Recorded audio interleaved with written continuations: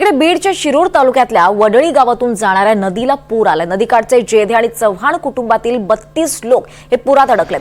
तात्काळ अडकलेल्या नागरिकांना चप्पू मार्फत काढण्याचा या तरुणांकडून प्रयत्न सुरू आहे। शिरूर कासारमध्ये दमदार पाऊस झाला असून सिंदफणा नदीला पूर आलाय आणि याच पुराचं पाणी परिसरातल्या घरांमध्ये दुकानांमध्ये शिरलंय। शिरूर शहरातून वाहणाऱ्या सिंदफणा नदीनं रौद्र रूप धारण केलं असून तहसील प्रशासनानं नागरिकांना सतर्क राहण्याचं आवाहन केलंय।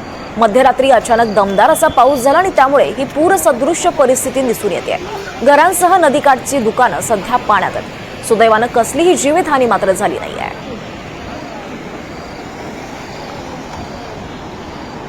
दरम्यान मध्यरात्रीपासून बीड जिल्ह्यात पुन्हा एकदा पावसानं जोरदार हजेरी लावायचं पाहायला मिळालं। जिल्ह्यातल्या माजलगाव, गेवराई, शिरूर, कासार या तालुक्यात पावसानं धुमाकूळ घातलाय। बीडसह माजलगाव आणि 22 गावांना पाणी पुरवठा करणारे माजलगावचं धरण हे 95% भरलंय। धरणाच्या सुरक्षिततेच्या दृष्टीनं धरणाचे सर्व दरवाजे आता उघडण्यात आलेत।